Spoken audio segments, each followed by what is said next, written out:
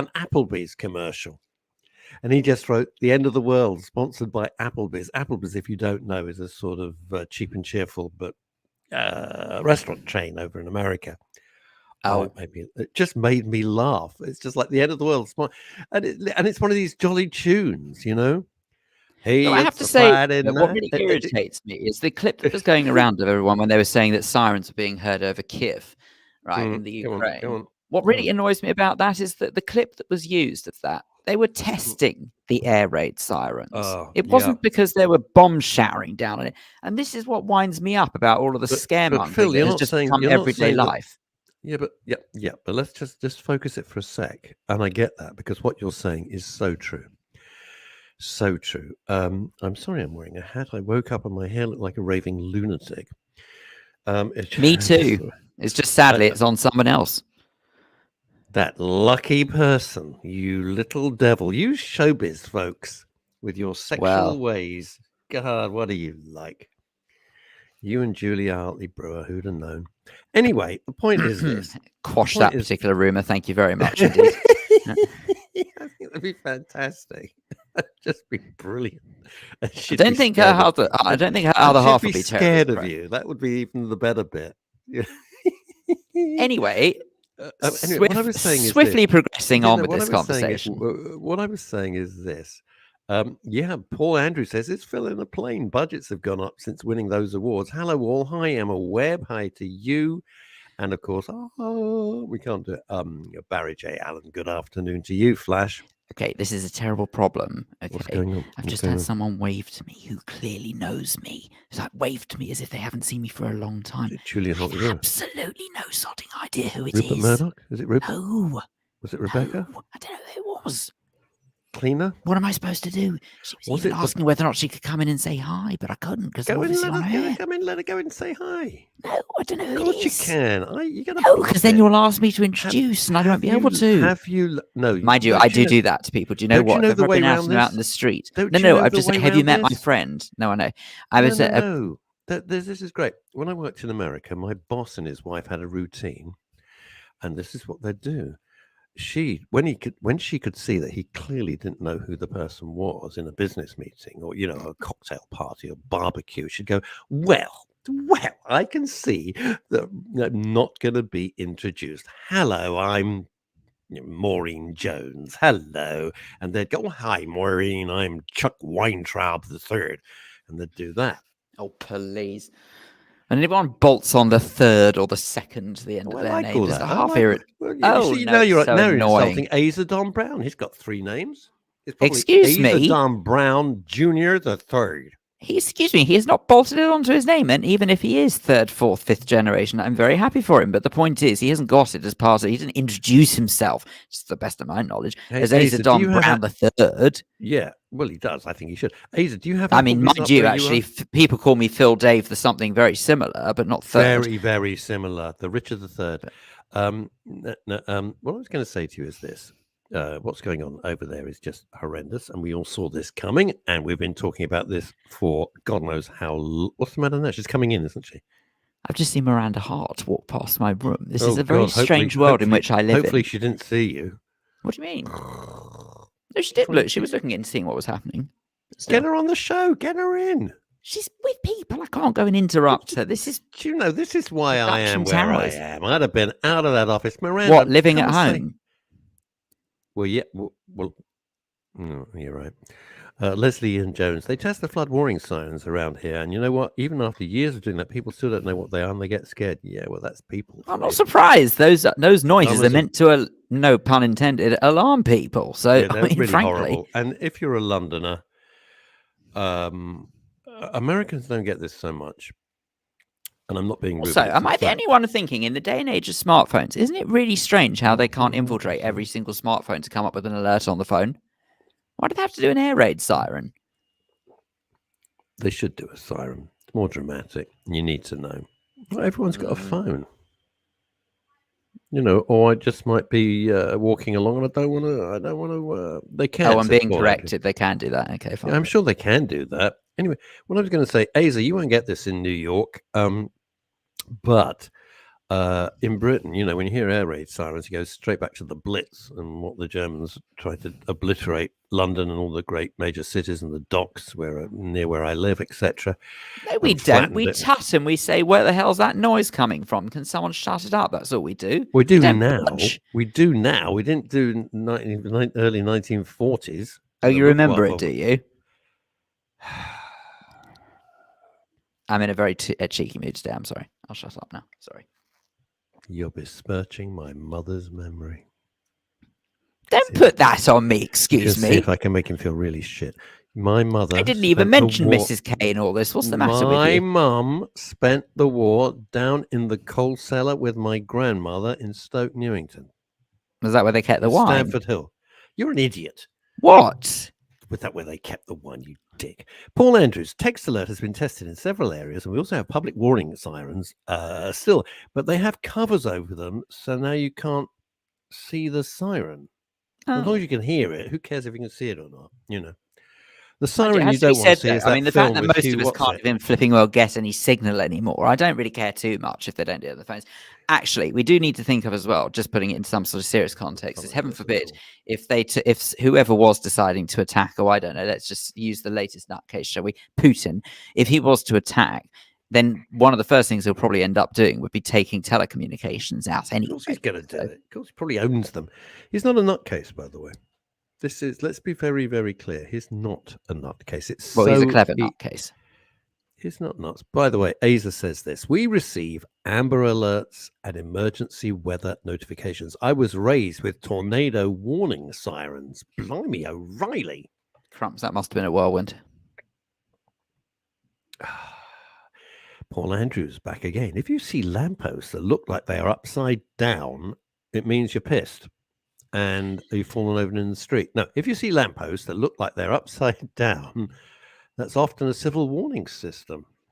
Leslie Ian Jones says, "Look, you know all these things." Quite. Leslie Ian Jones says, "Looks like Phil's hair red. I think you mean red, not read. Red warning." Gore, or indeed got lost. Leslie, with the greatest amount of respect, sir, if you're going to insult me, would you please make sure that the spelling is accurate? I don't mind being insulted, but just for heaven's sakes, just check your grammar, man. Right, David Wimble. Greetings, chaps from Paris. Bonjour. Gracious. Would love to interact today, but lunch awaits before Eurostar home, but catch up very soon. Well, David, I think that's a splendid excuse to have, so enjoy every second. He's going to McDonald's. What do you think they call McDonald's in France? McDonald's. Oh. They have Le Royale. What's that thing? I don't know where they go on about it. Poulet Le Royale. Paul Claridge. I grew up in High Wycombe. That explains a lot. A lot of it now coming out. This is like therapy this morning. It's where RAF Strike Command is based. Blimey, is it? In a bunker under a hill. How do they get all the planes down? All right, I can't work it out. Every so often, they used to test the defense of the bunker by staging mock air raids with fighter jets. Dear God, when that happened, the air raid sirens resounded across the town, just slightly. God damn. Crumbs. And Leslie says, looks like my LOLO English was lost on Phil. Should we try it again? Should we try it again? We'll try it again as Officer Crabtree. Let's like this. Looks like Phil's air raid. Oh, I see. Oh, I'm so sorry. I now humbly apologize because I now realize that you were writing phonetical French and it was totally never apologize, never explain. I'm not Her Majesty. Never apologize, never explain. So we try. I mean, I'm not necessarily convinced. It's quite funny. Oh, there we go. It's not really that funny. It's not really that. No, it's not really. Not sure it was worth the effort, but we tried. Look, we've done it. We've done 10 out of 10 for trying. Putin is not mad. Putin is not mad. Putin simply wants. I know the Mac secrets. I have no idea what that is. If you're referring to my colleague, I don't even know them, so you're welcome to share. Off air, not on this off air. No, don't put a libelous blooming. Yeah, thank you very much. I'm not having any libelous comments. Thank you. No, thank you very much indeed. We've got enough aggravation as it is in the world at the moment. No, Ace has nailed his flags to the wind. His colours, his flags to the mast. There you go. Putin. There you go. He just says Putin. Putin. Yeah. All right. Well, let's just say it. But I think it's because he's following on from where he says before he is a psychopath and a narcissist. I'm going to ask you to help me write my dating ad next time, Mesa. Yeah. Hi. I think it'd be great on Tinder. Hello, I'm Phil. I'm a psychopath and a narcissist looking for an interesting evening. I'm your man. That's how it would be. Kimmy Lashmar, stop moaning. No guest. Do you not find Phil and I entertaining enough? Kimmy Lashmar, you're welcome to come on the show. Wow.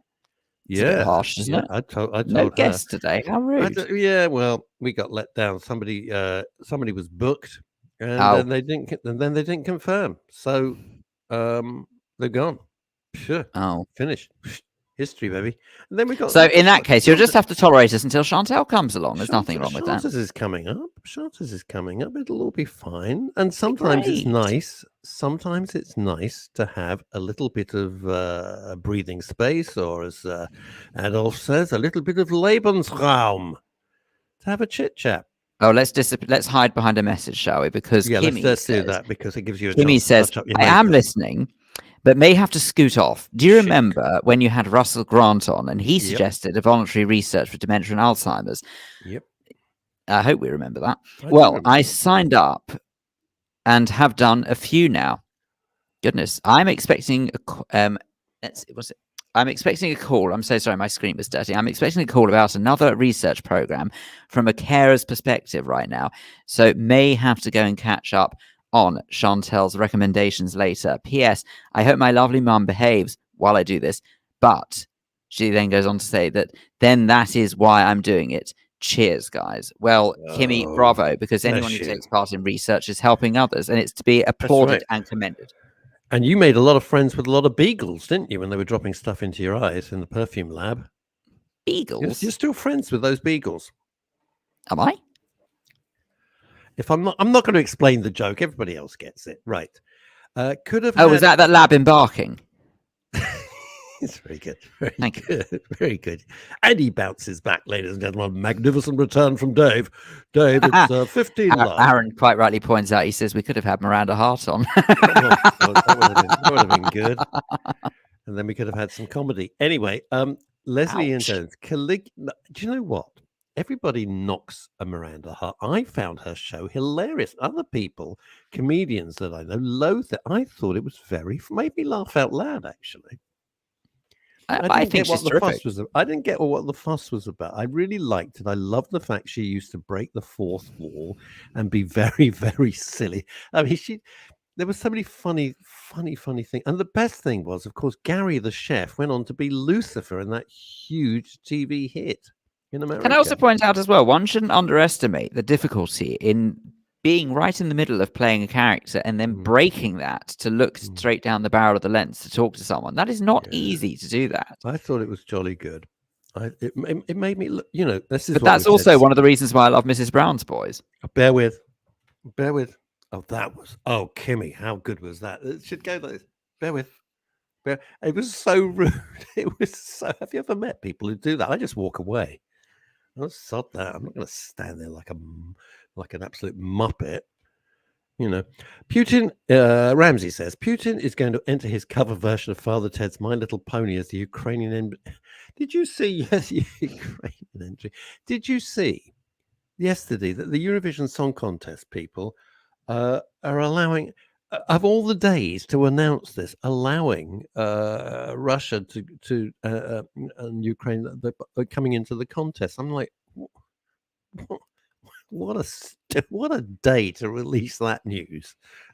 I suspect it was possibly Eurovision's attempt at creating a peace. Yeah, right. Anyway, Paul Claridge says no guests, but the sun is shining, and we have a lovely Chantel to look forward to. We have the lovely Chantel to look forward to, I should say. Perhaps Russ, Phil, and Chantel will do a dance routine. No. Perhaps I could be Pope. It's not likely to happen, and perhaps I could be the number one driver for McLaren next season. I don't think that's going to happen either. Bear with. I'm so sorry. I mean, I think you can turn your hand to most things, Russ, but I think you would make a dreadful Holy Father. Well, I'm certainly a father. You would lose. You would lose your patience. Could you just imagine? Someone comes to you with all of the worries of the world, and you'd lose your patience with them. Do you think I would? Yeah, I think so. Because you wouldn't be prepared to tell them that prayer is the answer. No, I actually wouldn't. And that would be quite tricky. Yesterday on social media, Putin's sending in the most sophisticated army in the world, and people saying, "Pray, pray," and I'm going like, I don't want to be rude. That is not going to work. It's like I might as well just say sending thoughts and prayers. It doesn't help. Look, might I suggest? Absolutely meaningless. Well, no, that's wrong. I don't think it's meaningless. I just don't think that it's the only answer, to say the least. And I am speaking as someone who does follow religion. What are you going to do? No, get down on your knees and pray. No. Suddenly going to turn into ash. No, excuse me. It means something to some people that they believe that in faith that they will actually take some sort of comfort and strength from dealing with this kind of situation. So when someone says sending prayers, what they're actually doing is that they are saying they're basically thinking of them. It's another way of saying thinking of you. It's not actually meaning quite literally. No, I think maybe prayers are the only way. No, I think they think it's going to work. I don't think anyone who follows religion is that. If God was hanging around, he wouldn't have let it happen in the first place, which is always my argument. Let's not get into it. Let's not get into it. No. Hang on a second. No. You can't just shut down an argument to say let's not get into it. Excuse me. I've got a right to reply. Damn it. Right, and my reply is very simple. I'll pray for you. I never understood why you're single, Phil. Well, that was a bit of a low bar. But anyway, right, Asa says that the following book describes Putin's psychological persona, snakes in suits, when psychopaths go to work. Oh, yeah. I had a business partner who was an absolute psychopath. I hadn't realized. Oh, God, Asa, you have no idea. I'm not going to discuss it in public. Well, I think he does have an idea. Absolutely just bonkers. Thank you. Veronica hits the nail on the head. Exactly my point. It's about showing support. Okay. All right. I can get behind that. I really, really can. But if anyone thinks the power... All right, fine. Look, no, I'm sorry. I don't believe for a second that anyone who prays thinks that that is the answer. They do it to comfort them. They do it, as Veronica says, to show support. I fully appreciate that there are an awful lot of people in this world right now who, for whatever reason, have turned their back on religion. That's fine. That's totally and utterly up to them. But you can't say that just because those who do still believe in religion, and it's how they take strength in difficult situations, that is wrong as well. This is all that matters. Me and Ebony. Me rocking the... What's that? Rocking the what? Rocking dog dad life. Rocking the dog dad life. So that's me with darker hair and a cigar, and there's Ebony, and it says Russ and Ebony. There she is. You see, sweet, very good. Thank you very much. I had it made in America. You have all your t-shirts made in America. Mostly, yeah, because I can't get the things that I want over here. I wish I could. There speaks a man who's never popped into Primark on a Saturday afternoon. You're damn right I haven't. I'd rather put a masonry nail into my skull. I like Miranda. I can help with that if you want. Mary says, I like Miranda Hart's show. The new American version. Miranda Hart is the exec producer. Not so good. Yeah, things don't... when I lived in America, what they tried to... Dad's Army, one of the greatest sitcoms. I'm not even sure if it was a sitcom. It's just wonderful ensemble acting with a cast made in heaven. Just magnificent. And they took Dad's Army to America, and they did an American version. It lasted one show. Oh. And Americans watching and listening to the show will get it. In World War II, the Germans, and sometimes when I do my one-man show over there, I say, how far do you think the Nazis were away from Britain? People go, well, 1,000 miles, 23 miles. And the audience goes, what? I go, yeah, 23 miles at one point. That was the nearest point to the channel. And people forget that. I mean, 23 miles, you pop out, and I say to them, you go out for a coffee with a pal, you're going to drive that, aren't you? That's how far it was from the invasion.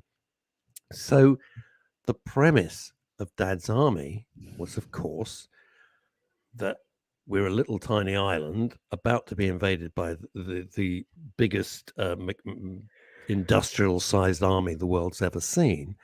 And all we've got is boys and old men, armed, who don't know what the hell they're doing. So there was a real threat. Underlying it was a genuine threat, right? That was the whole premise of Dad's Army. And they turned up, they were brave, which was, the whole thing's magnificent. Just brilliant writing by Croft and Perry, just magnificent.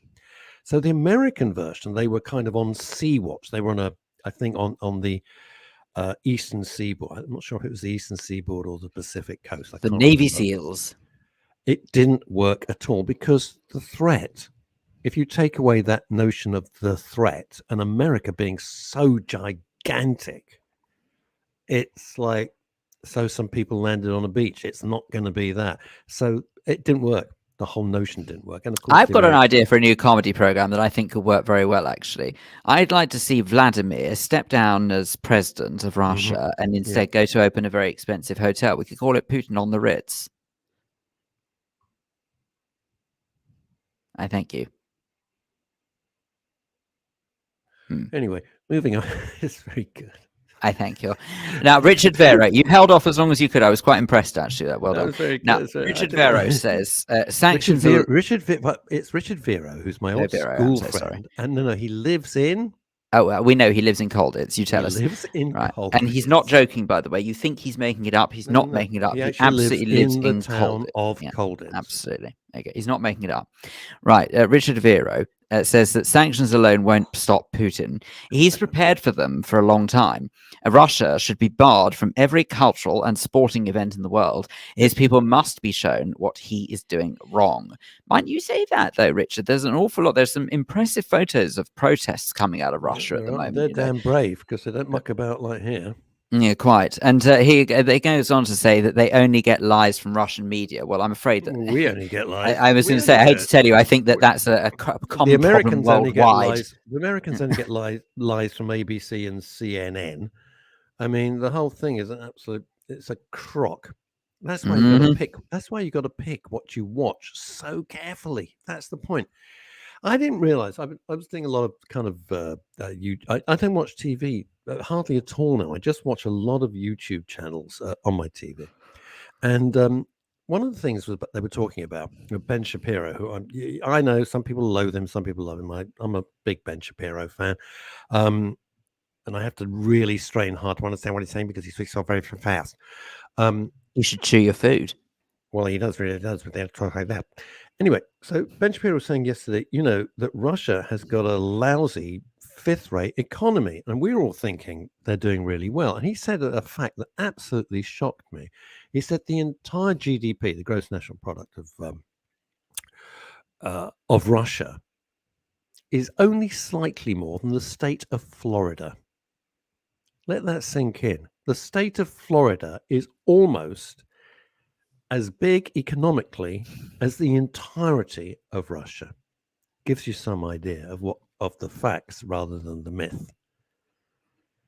Crumbs. Extraordinary. I was absolutely shocked by that. Robert Van Buren very politely says, "Hello, Russ and Phil." Well, hello, Robert Van Buren. Robert Van Buren. Robert Van Buren does something that I think is just great because it's timeless. Oh, I was going to say timeless. I didn't mean it.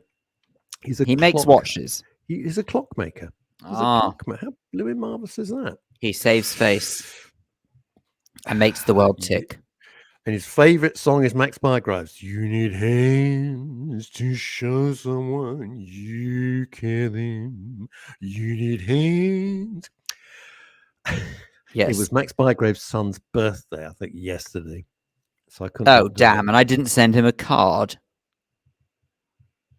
You see, everyone thinks I'm the sarcastic one, and you bitter and twisted because Miranda Hart gave you the cold shoulder when she walked by. I'm a little bit worried I look like some sort of victim. Do you know what I mean? When they put them in studios and they darken, they darken the lights on the actual person so they can't be seen. So it would be, when did you realize you first had an addiction problem with cheese, Phil? I didn't mean Phil. I mean Mystery Man. Well, that'd be that. Wouldn't it? It'd be that. Do you know what? You know what? Yeah, what? It's funny you should say that. What? Because need hands, Francine, when it's spring again. Francine saying "lol" that voice. Yes, And Robert this is my appreciating cousin. our attempt at humour. This is my cousin Francine, who's the only person in the world who actually thinks, one, I can dance, and two, that I can sing. I can do neither, but Fran insists, because we're like brother and sister, really, we're very close. And I don't know why she does this.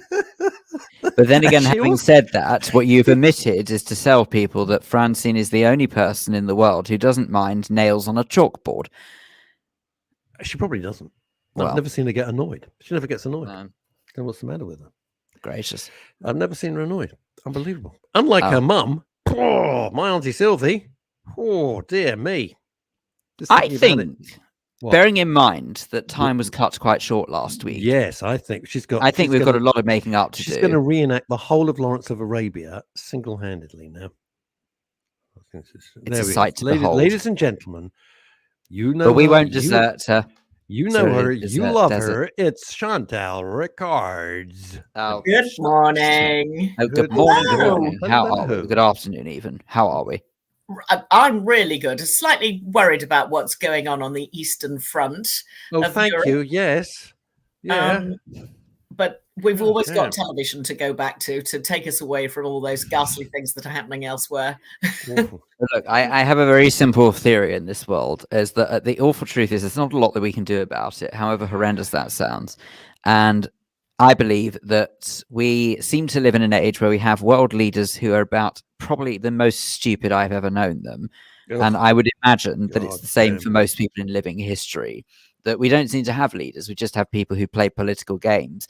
And for some reason, everyone along the way just gets hurt in the process.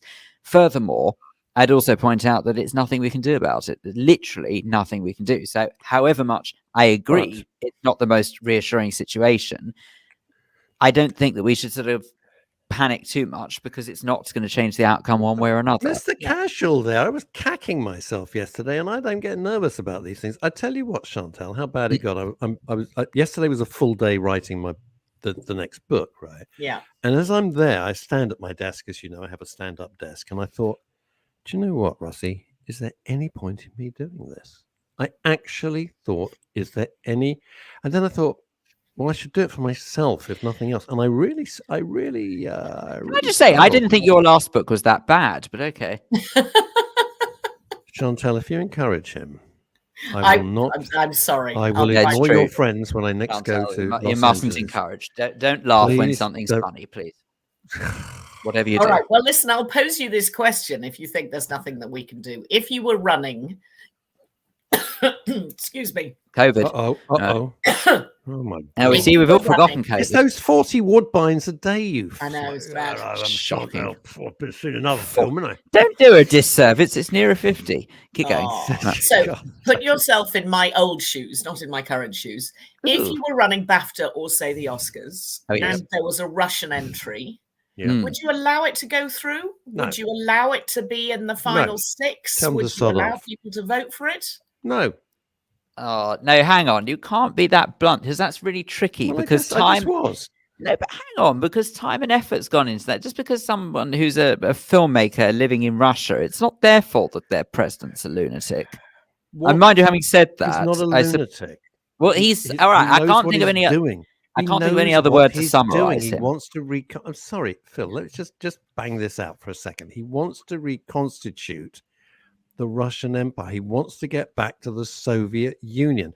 That's what he wants. Another survey. A survey in 2000 looked at the role of Stalin, and everyone said Stalin, who was a true monster, a monster.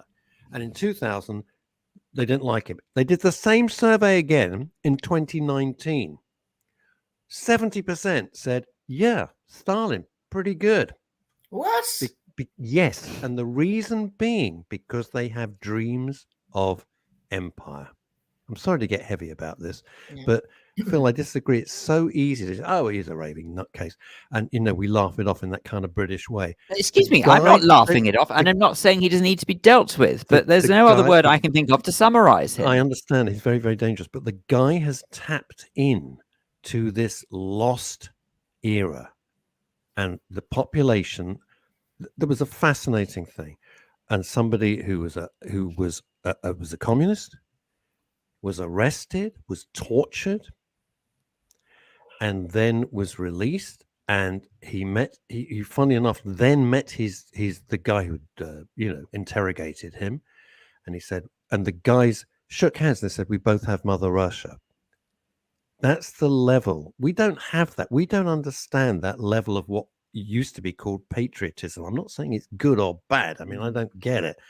Somebody had done that to me, I'd smack him in the face as soon as I saw them. But that's what he's tapped into, this notion, because people are saying, I go into my kid's room, they're wearing foreign jeans, they're wearing foreign tops, they're listening to foreign music on foreign equipment. I want Russia back. And that's what he's identified. And that's why he's doing it. Do you know, I just looked up online how to say, in that case, I'd better learn Russian, because I thought it'd be hilarious if I said it in Russian. Yes. I've just seen how you say it, and I don't even know where to start, so I'm not going to say that. Don't bother. Don't bother. Right, Chantal, I'm sorry, but serious times occasionally need a serious answer. No, okay. and I think that's absolutely fair game. And, individually, I think it's difficult for any of us to do anything. But big organizations are going to have to make some very serious decisions about how they deal with this stuff. Well, and FIFA already have. Yeah. They've taken away the World Cup final. Well, they have indeed. And that's exactly my point was, I was thinking about these poor filmmakers. Would I not vote for them, or would I not put them through to the final round of the BAFTAs or the Oscars because of what's going on? But then on the other hand, you sort of feel as though there's some really bad stuff going on and we need to take a stand. I mean, it's a fascinating conundrum. Knowing you as I do, and I've known you for many, many years, I think what you would do, and this is not a joke, I'm being absolutely serious. Yeah. I think if you knew those guys were in, let's say it was your old job and you're CEO of BAFTA Los Angeles, and you knew those guys were in town prior to that, and then this had happened, I was going to say blown up, you know what I mean? I think you would personally reach out to them with a phone call or a personal meeting. And I think you would say, I'm in a very difficult position. We totally understand you. We support you as artists, but as an organization, it would be sending out a wrong thing. And I think knowing you, I think you would explain, you totally appreciate their artistic endeavors, but couldn't, for political reason, endorse them. I think that's what you do, because you're a diplomat. Well, that's a very good answer. So if I'm ever in that position again, I will take your advice. Phone me up and say, what did you say? Russ, do you remember we used to do that show? What did you say? What day is it? It'd be that. I think that's what you'd do. Anyway. So television audiences viewing will be going up minute by minute. The minute that there's a crisis internationally, everybody rushes to their television screens. So if you were launching a brand new drama this week, it's probably not the best week to be doing it. But we'll plow on regardless and hope that things get a little bit steadier elsewhere. Let's put it that way. So I was going to tell you the story of it's a documentary that I watched last week about a man I'd never heard of. So clearly it's true. It's a documentary about a real person called Giovanni Di Stefano. And I don't know if either of you saw the documentary, but it's absolutely fascinating. It's called The Devil's Advocate, the mostly true story of Giovanni Di Stefano, who grew up mainly in the UK. He came to the UK from Italy when he was 6, and he trained in part as a lawyer, but that's sort of part of the story, really. He felt he was very badly done by, really, growing up as a foreigner in the UK, and felt that he was never really accepted.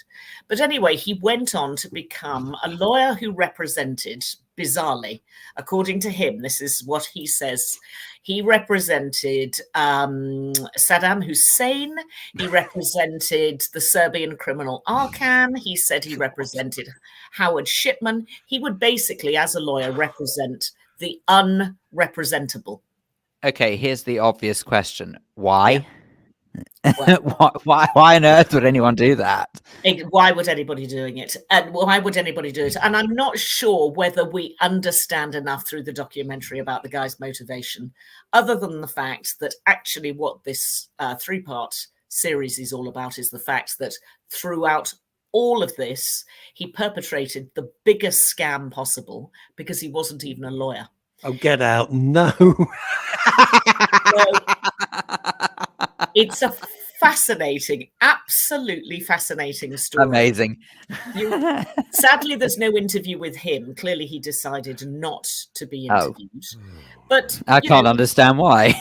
Yeah, absolutely. But he That's has dealt. hilarious. Everybody thinks he's a lawyer at the British bar, and then they can't find him at the British bar. Then they think, well, he must have been a lawyer at the Italian bar. They eventually realised that he wasn't ever Bar a Italia. lawyer at the Italian bar.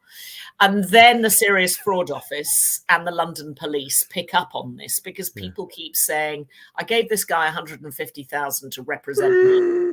I'm sitting in jail. I gave him the money up front. He was going to get me out of jail, and I've never seen him again. So it's an extraordinary story. It's a great documentary series. It's only 3 1 hours, but it's really worth watching. I mean, truth really is stranger than fiction sometimes. And this man created a complete lattice work of lies that he used for really peculiar means, but he built up an enormous amount of money. At one stage, he was involved in buying one of the movie studios in the United States. Then he tried to bid, I think, for Dundee United Football Club. I mean, extraordinary bloke, absolutely extraordinary. So that if you like that sort of stuff, the documentary is very good. It's on Sky Documentaries, and it's 3 1 hours. One would assume that he was at the front of the queue when they were dishing out Tenacity. Well, Tenacity, exactly. Chutzpah, I think. Absolutely. And of course, he just kept denying all of the accusations that came his way and said, of course, I'm representing Saddam Hussein, and it's very difficult to see your client be put to death. And you're going, what? This is all absolutely bonkers stuff. Anyway, it's good, it's interesting, and it's amusing in parts, but it's sort of slightly terrifying that it took them 7 years to actually pull this guy down from the tenacity of one detective constable working for the Metropolitan What's it called? The show? It's got a very long and complicated title, which I'm going to just read out. The Devil's Advocate, which clearly is a play on words. The Mostly True Story of Giovanni Di Stefano. Well, one would assume that if you just search though for Devil's Advocate, then hopefully you turn up with a Keanu Reeves. Oh no, it's the top. Who's in it? It's Keanu Reeves. It's Keanu Reeves. I love that film. Devil's Advocate. It's terrific. Al Pacino. Al Pacino biting the scenery in that scene. It's just great. It's just great. Richard, thank you. I'm reading your comments, but we're doing the TV, so I totally understand. If you want to contact me, please do after the show. You have my details. Right, we like that. That's on Sky, right? That's on Sky. Okay. So now I've got a great series on the BBC. We talked last week about BBC 4 and the great dramas that they have on BBC 4 that have mainly come in from Europe, various parts of Europe. We love our Scandinois, we love our Danish dramas, we love our French dramas. Anyway, the one that I most love in the world is called Spiral, which is a French drama that ran to about 8 series. And if you've never seen it, you absolutely must. And I think it's still there on the BBC iPlayer. But the woman behind Spiral, who was called Anne Landois, has created something called La Promesse, The Promise, which is on BBC 4 at the moment. It's 6 1 hours or 6 50-minuters. It's a French drama, as I said. It starts in Les Landes, I think 1999. Is that British Leyland? No, not quite. Is that the shop where they sell all the kitchen products? No, it's not that. No, that's Lakeland. You are hopeless, the pair of you. What? It sounded familiar. We can't resist. Not well travelled. It was the thing is, you're so sophisticated. You make it sound so. Phil and I independently both thinking, "Oh, go and have that." Basically, go to France, go to the bit of water that runs down the left-hand side of France, and it's about halfway down or maybe a bit further. Oh. So below La Touquet or something like that. Well, way much. Go past Brittany, go the big arm that sticks out is Brittany. Oh. Go past that, keep going, but don't hit Biarritz, because if you do, you've gone too far. Right. So turn left and head for Leyland. Excellent. Keep going. All right. Head for Leyland. It starts in, I think the story starts Boxing Day 1999. There is a massive storm. So actually, it made me think of all these crazy storms that we've had over the last week. And a young girl goes missing. The story itself is vaguely based on truth about a young girl who went missing and a pretty ghastly serial murder. But this isn't directly the same. But it's a very clever drama that spread over 6 parts, but two different generations. So you start with slightly grumpy French cop who is trying to uncover what has happened, and he becomes completely obsessed with the case. It ruins his life, it ruins his career, it ruins his marriage, and he dies. And then we cut to modern day. Another girl has gone missing. The first girl was never found. We're now 20 years down the line.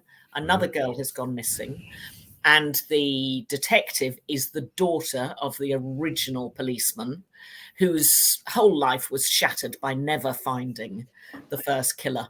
So it's actually very well done. So the lead is a female policeman. She's a really good character, really, really good character, very well written character. All the characters are really well written.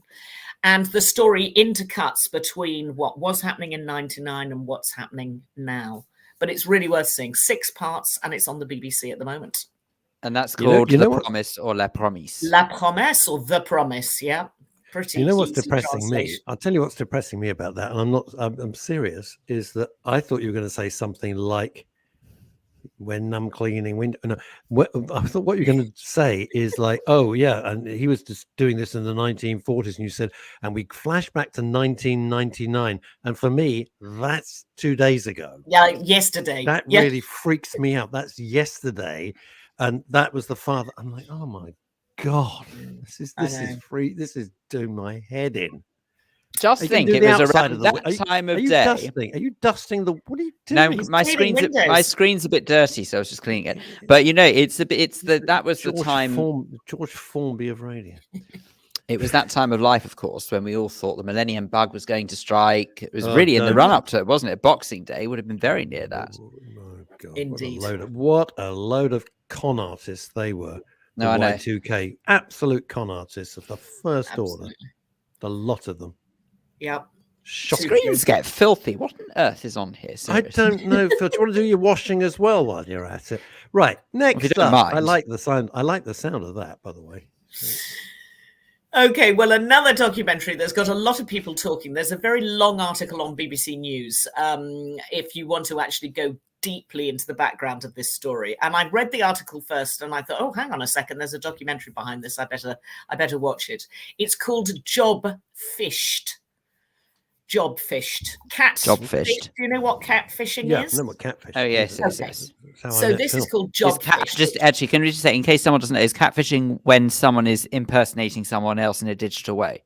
Correct. Yeah. Yep. So that you might meet somebody online, they're not really who they say they are, and they've built up a whole sort of fabricated existence behind your laptop or your mobile phone. This documentary, it's on BBC Three, which is the sort of young person's channel on the BBC. Which is now finally a channel again. It is indeed. Young persons, that'll be. Here's a revolutionary idea. You can picture the boardroom now, can't you? We've got a TV channel. What are we going to do with it? I know. We'll put it on television. Brilliant. Well done, BBC. You'll go far. Such a modern idea. Oh, shocking. Anyway, this is called Job Fished. It's a 1-hour documentary. Very good young journalist who I'd never heard of before, called Catherine Nye. Very, very dogged BBC journalist. She's probably about your age, Phil. But she's 35. No, she's one to watch, I reckon. I think Hate him. Really good. I think she'll probably go very far because she absolutely is like a hound with this story. And basically, a guy called Ali Ayad, who is from, as far as we know, from West London, created a company that had I thought 50 you were going to say employees. something a little more exotic than that. But From yeah. Tunisia or from Nigeria. Or, no, he's from West London. Of course, No, we is. think he's from West London, All and right. that's part of the irritation. Is I wanted to know more about him and his motivation, and I didn't really get enough information about that. But he created a company, which was indeed a virtual company, but pretended he had fabulous offices in Kensington, and he hired 50 young people over a 6-month period to all give him their time for free on the basis that by month 7, this was a design agency. By month 7, they would all get paid a minimum of £45,000 or £35,000 a year. He used to have Zooms of up to 40 people. There would be the name of somebody, but there'd be a sort of photograph instead of where they didn't come live onto the screen. Basically, the whole company was a complete fabrication from beginning to end. God. Did not exist. But 50 young people had been persuaded that they were working physically. They were working 40, 50, 60 hours a week for this company. And effectively what he was trying to do was become a design agency, but he presumably felt that the only way he could do that was say that he was already successful in the space. So he created a front window whilst he tried to go and get new clients. And suckered all of these people into this completely insane world. I mean, he's a very, very nasty man. But eventually the journalist catches up with him and puts all of these cases to him, and he's really having none of it. But he'd created false LinkedIn accounts for the people who he said were his colleagues and his co-founders. He'd created a page in GQ that was basically a totally fabricated page of him advertising something because he was an influencer, and he put it up on his own social media. The page didn't exist. I mean, he really is a Fruit Loop, this guy. There isn't quite enough about sort of what happened next, and I'm hoping that there will be some follow-up. It's created enormous noise. A lot of people are talking about it. But will he be... oh, my God, look at what Ramsey, who is on it like a rocket always, is fantastic. He says this, Ali Ayad still has an active Instagram account with hundreds of thousands of followers. What? Unbelievable. That's extraordinary. It's disgusting. It is really disgusting. Why isn't the guy in prison? Well, he should be in prison, basically. And so that's where, for me, the story hasn't gone far enough, because somebody should be prosecuting this guy. So I think a couple of people did put some money through in the small claims court to try and get back some of their effectively lost earnings. But of course, he hasn't gone to court. He hasn't responded to anything. The guy's a charlatan. He's just a great, big, old-fashioned charlatan. So we've got 2 stories this week where there are some slightly dodgy characters, real-life characters at the heart of them. See, I dare not watch that, because if it doesn't have a resolution at the end that the guy's been banged up, right? Yeah. I'm going to feel so angry and hurt and upset for all those people who are doing their best. They want to work. That makes me furious. Yeah.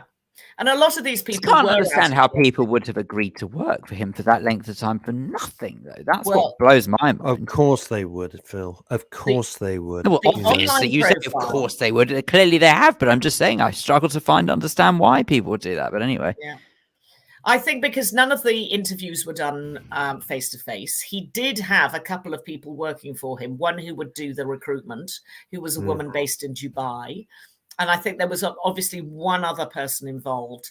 So, but the raft of people behind it that he suggested and the clients that he said he'd worked for, none of those existed at all. He'd literally ripped off whole documents from other design agencies and put his own logo on the front of them. And that's what he was showing people.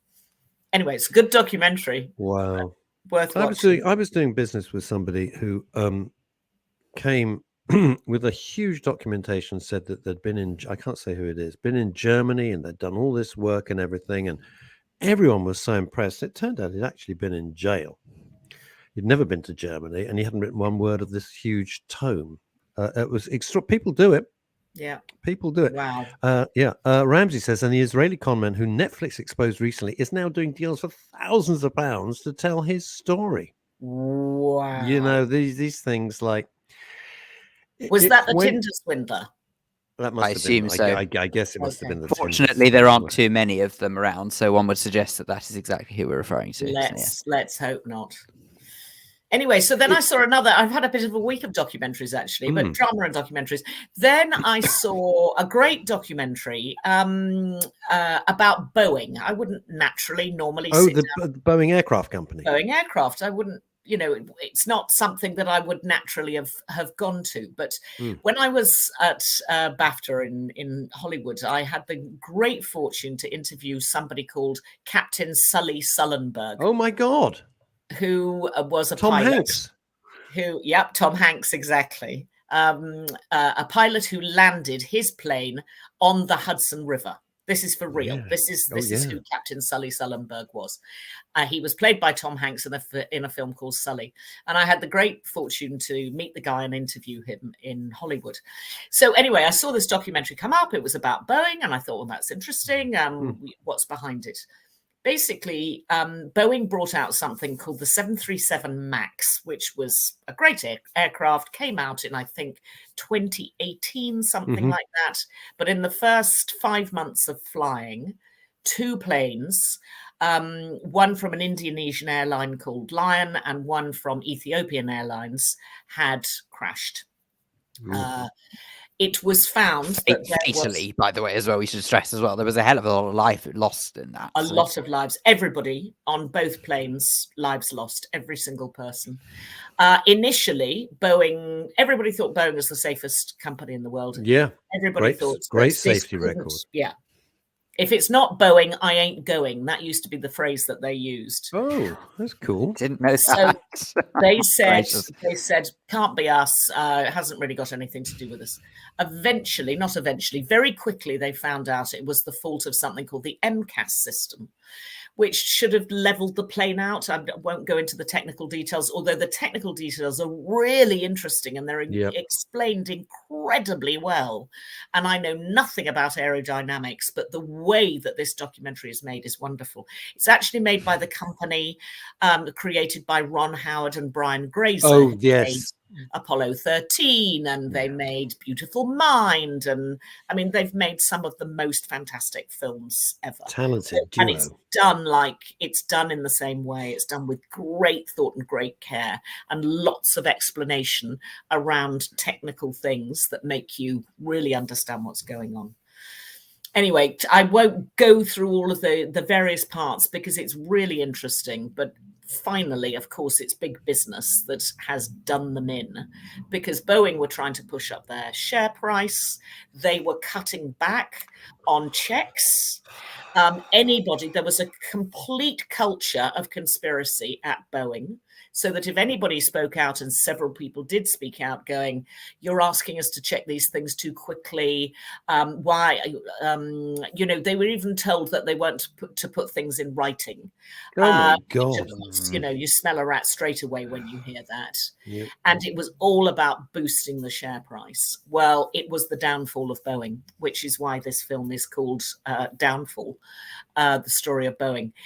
It's really worth watching because it tells you so much about the pressures on big businesses from shareholders and from Wall Street, and how that trickles straight back down to the little technician standing in a warehouse somewhere in Seattle or Chicago. It's fascinating. It's really, really good.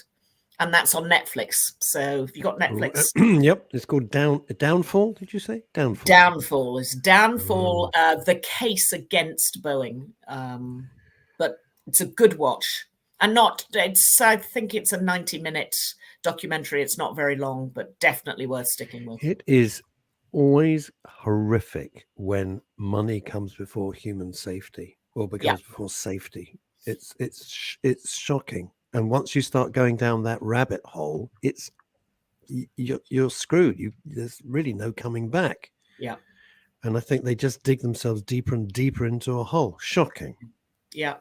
And I like Boeing planes. I mean, the Dreamliner is fantastic. Yeah. It's the one you use, I would imagine. It's a terrific plane. Absolutely marvelous.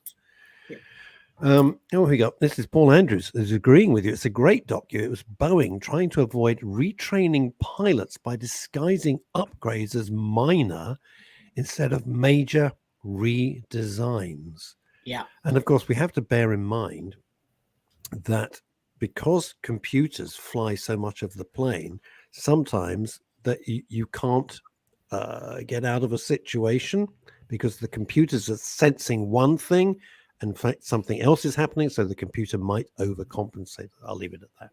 Yeah, well, that's basically exactly what happened. Oh, okay. Is that when they found out what the problem was, they then said to the pilots, well, actually, it's all right. You can always override it. You've got 10 seconds to do an override. Oh. And you think you're telling these guys to fly up into the air, and women, of course, fly up into the air with a £1 million jet beneath them, but only give them 10 seconds to react to something that's going wrong. I mean, that doesn't sound right at all. What could possibly happen? What could possibly go wrong? And it did. Yeah. Yes, this is it. This is what Paul's saying, is the computer was thinking one thing was happening when it wasn't. The MAX crashes were horrible. Computer forcing it down. Yeah. That's exactly what was happening. Not pilot error at all. No. Definitely. And in fact, they do show very well the fact that a lot of, when they brought this new system in, that the pilots from Lion Air in Indonesia were saying, could we have pilot training? And the Boeing guys belittled them, going, you don't need pilot training for this. This is ridiculous. And the basic reason they didn't do pilot training was because it meant that they were going to have to take the pilots out of the air. It was going to be incredibly costly whilst the training was happening. And it was all about money. It was all about money. Anyway, so there we are. Shocking. How does it end up? They're still in business, though, aren't they? Boeing? They're still in business, and the plane is flying. But actually, it does tell you how much they were fined or how much they agreed to give up, which was, I think, they gave up something like $2.5 billion in a year where their turnover was $80 billion. So it doesn't feel like much of a slap on the back, a slap on the wrist. On the wrist. Yeah. You were right. You see, that's Freud would say you were right. It was just a slap on the back. Well done, Boeing. Kept that share price up. Anyway, it's very difficult when you're just trying to keep the share people happy. I remember when Capital Radio was privately owned by Richard Attenborough and everybody, the atmosphere was fantastic. And then the moment it went onto the stock market, all you had to do was keep the shareholders happy. If the share price was good, happy days. If the share price dipped, it was a disaster. That's not creativity. That's big business. It is. Anyway, that's just neither here. That's neither here nor there. I think Phil's either redecorating or he's trying to keep somebody. He's trying to keep somebody out. I'm watching him. He's trying to keep somebody out of the office that he's in. He's actually, I can see him pushing. He's like pushing a door. I think it's Miranda Hart who suddenly has fallen for him. I think that's what it is, because she walked past her. Do you know what? I'm so sorry. You remember I was saying to you right at the start of the show that someone walked past who said hi to me, and absolutely no idea who it was. They just came in. I've still absolutely no solid idea who it is. Absolutely none. Rebecca Brooks. Did she have long curly red hair? It's Rebecca Brooks. Literally no idea at all. And she's most complimentary, saying about how nice she's telling me about a job she's going for at Radio 2. And I'm really happy for you, but I just don't know who you are. Did you explain you were on air? I know I did. It didn't mean much, but I did Zoe try. Ball or Sarah Cox? I don't know. Who was it? Understand. Anyway, sadly, we're flat out of time. I'm sure it was a riveting anecdote for anyone who had to listen to that. I'm so sorry. Chantel, thank you very much indeed. Great suggestions, may I say. Yeah. Definitely. Stay safe and have a happy weekend. Absolutely. You as well. And to you too. Thank you so well. much for joining us. As I always say, thank you. Bye, so Chantel. Great Bye-bye. pleasure. Bye. Bye. Bye. Bye-bye. Right. There she goes. Right, there we are. She is gone. As Marvelous, by the way. As of we've got to go. So thank you so much, everybody all over the world, for joining us in Germany and America and all over the UK. That's fantastic. Thank you so much for have a wonderful weekend. We will be back on Monday, God willing. That's all I got to say. God, aren't you a doomsayer? Rest. We'll see you Monday at midday. See you. All right, we'll be back by that.